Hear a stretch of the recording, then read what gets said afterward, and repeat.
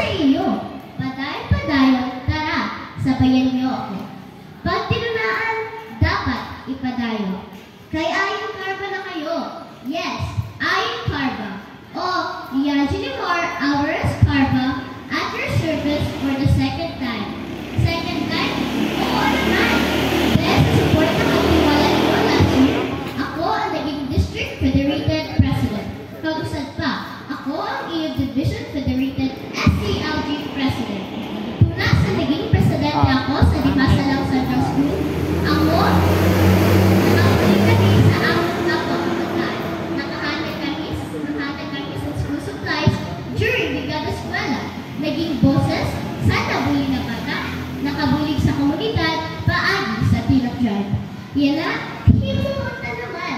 Lagi pa dayon, ang maayon na tulaan. Akong sasabihin ang akong plataforma kay para sa akin, kamo, andito. Una, i-recycle si Bes.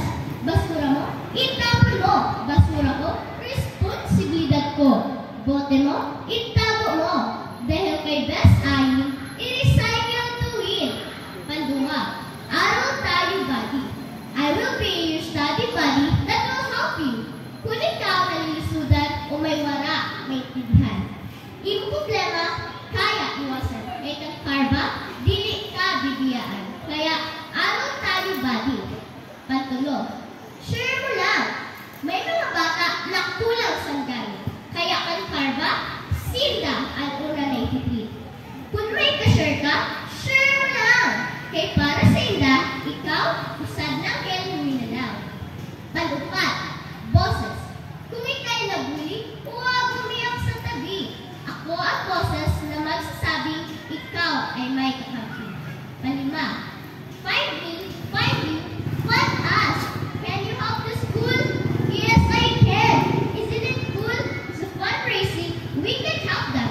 We will not ask for our activities. Instead, we can help them in other school activities.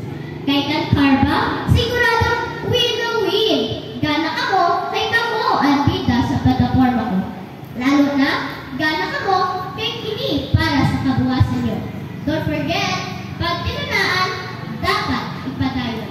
Liangeli Moore Alvarez Carba, OI, your president for the second time at your service.